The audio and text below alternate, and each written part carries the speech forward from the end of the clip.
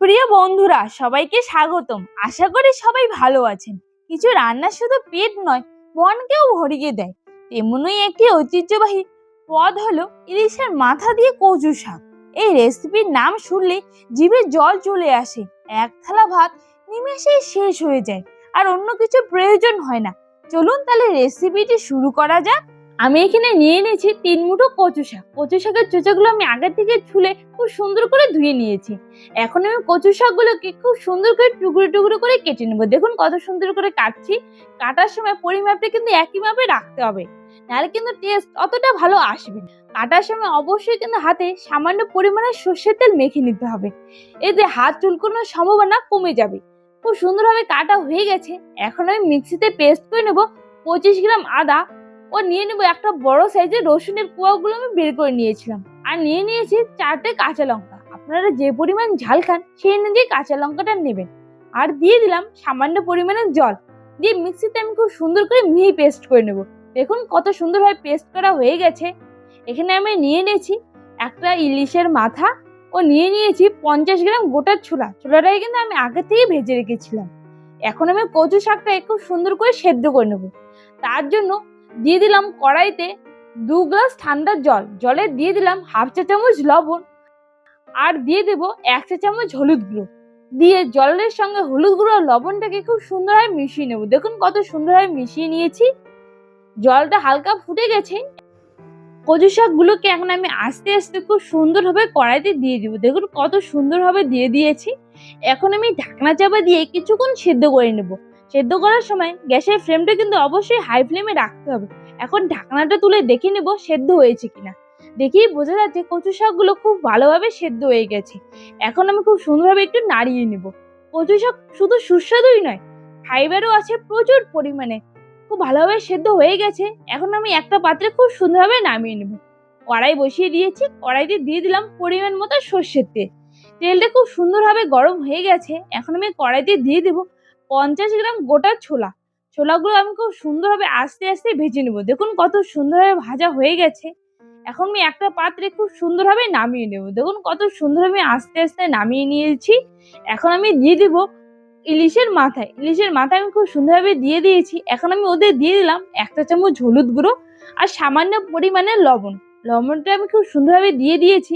এখন আমি খুব সুন্দরভাবে নাড়িয়ে নিয়ে ভাজা করে নেব সুন্দরভাবে, যেন এপিঠ ও পিঠে খুব সুন্দরভাবে ভাজা হয়ে যায়। ইলিশের মাথাটাকে মিডিয়াম ফ্লেমে আমি খুব সুন্দরভাবে আস্তে আস্তে ভেজে নেব। দেখুন কত সুন্দরভাবে আস্তে আস্তে ভাজা হচ্ছে। আপনাদের সঙ্গে কথা বলতে বলতে ইলিশের মাথাটা খুব সুন্দরভাবে ভাজা হয়ে গেছে। এখন আমি একটা পাত্রে খুব সুন্দরভাবে নামিয়ে নেব। দেখুন সুন্দরভাবে নামানো হয়ে গেছে। এখন আমি ওই কড়াইতে দিয়ে দিব পরিমাণ মতো সর্ষের তেল। তেলটা দেওয়া হয়ে গেছে। তেলটা খুব সুন্দরভাবে গরমও হয়ে গেছে। এখন আমি ফোড়নে দিয়ে দেবো গোটা কয়েক শুকনো লঙ্কা, 5 ফোড়ন ও তেজপাতা দিয়ে দিয়েছি। এখন আমি খুব সুন্দরভাবে নাড়িয়ে নেব। খুব সুন্দর একটা গন্ধ বেরিয়ে গেছে। এখন আমি দিয়ে দেবো 2টো মিডিয়াম সাইজের কুচনো পেঁয়াজ। পেঁয়াজটাকে আমি আগে থেকে কুচিয়ে রেখেছিলাম, খুব সুন্দরভাবে দিয়ে দিয়েছি। এখন আমি খুব সুন্দরভাবে নাড়িয়ে নেব। পেঁয়াজটাকে আমি খুব ভালোভাবে লাল লাল করে ভেজে নেব। দেখুন কত ভালোভাবে পেঁয়াজটা আস্তে আস্তে ভাজা হচ্ছে, হালকা ভাজা হয়েও গেছে। এখন আমি ওতে দিয়ে দেব কাঁচা লঙ্কা, রসুন ও আদার পেস্টটা খুব ভালোভাবে দিয়ে দিয়েছি। এখন আমি গ্যাসের ফ্লেমটাকে মিডিয়াম ফ্লেমে করে দেব। এতে মশলাটা খুব ভালোভাবে আস্তে আস্তে ভাজা হবে। হালকা ভাজা হয়েও গেছে। এখন আমি ওতে দিয়ে দেব 1 চা চামচ হলুদ গুঁড়ো, আর দিয়ে দেবো হাফ চা চামচ লবণ। দিয়ে সবকিছুকে খুব ভালোভাবে মিশিয়ে নেব। কচু শাক হজম ক্ষমতা বাড়াতে সাহায্য করে, ও কচু শাকে প্রচুর পরিমাণে পুষ্টি আছে। মশলাটা দেখুন আস্তে আস্তে খুব ভালোভাবে ভাজা হচ্ছে। এখন আমি ওতে দিয়ে দিলাম 1 চা চামচ জিরে গুঁড়ো, আর দিয়ে দিলাম 1 চা চামচ ধনে গুঁড়ো, আর আমি দিয়ে দেবো 1 চা চামচ কাশ্মীরি লঙ্কার গুঁড়ো। খুব ভালোভাবে দিয়ে দিয়েছি। এখন আমি সবকিছুকে খুব সুন্দরভাবে মিশিয়ে নেব। দেখুন সবকিছুকে আমি খুব সুন্দরভাবে মিশিয়ে নিচ্ছি। সবকিছু খুব ভালোভাবে আস্তে আস্তে ভাজা হচ্ছে। দেখুন কত সুন্দরভাবে তেল ছেড়ে দিয়েছে। এখন আমি ওতে দিয়ে দিলাম হাফ বাটি টক দই। টক দইটাকে আমি আগে থেকে ফেটিয়ে নিয়েছিলাম। সবকিছুকে আমি আবারও খুব ভালোভাবে মিশিয়ে নিয়ে এখন আমি মিডিয়াম ফ্লেমে খুব ভালোভাবে ভেজে নেব। দেখুন কত সুন্দরভাবে আস্তে আস্তে মশলাটা ভাজা হয়ে গেছে। এখন আমি ওতে দিয়ে দেবো সেদ্ধ করে রাখা কচু শাকটা। খুব সুন্দরভাবে কচু শাকটা দিয়ে দিয়েছি।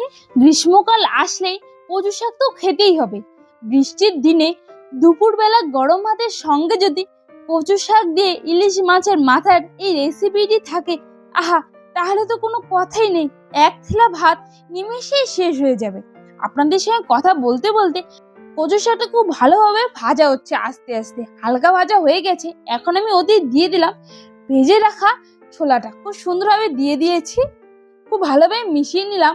এখন দেখুন কচু শাক থেকে আস্তে আস্তে তেল ছেড়ে দিচ্ছে। এখন আমি ওতে দিয়ে দিলাম 1 চা চামচ চিনি। চিনিটা খুব ভালোভাবে দিয়ে দিয়েছি। এখন আমি সবকিছুকে খুব ভালোভাবে মিশিয়ে নিয়েছি। অনেকটাই প্রায় হয়ে গেছে। এখন আমি ওতে দিয়ে দিলাম ভেজে রাখা ইলিশের মাথা। ইলিশের মাথাটা খুব ভালোভাবে দিয়ে দিয়েছি। ইলিশের মাথাটা ভেঙে খুব সুন্দরভাবে মিশিয়ে নিয়েছি। আহা, খুব সুন্দর একটা গন্ধ বেরিয়েছে। এই গন্ধে চারিদিকে ম ম করছে, গন্ধেই দেখা যাচ্ছে পেটটা ভরে যাচ্ছে।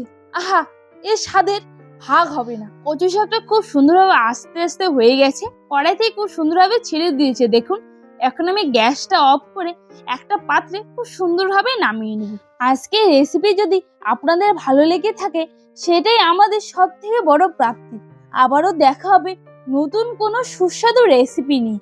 আজকের রেসিপিটি যদি আপনাদের ভালো লেগে থাকে, তাহলে কমেন্টে জানাতে কিন্তু ভুলবেন না। আপনাদের একটি কমেন্ট আমাদের নতুন নতুন রেসিপি নিয়ে আসতে অনুপ্রেরণা জাগায়।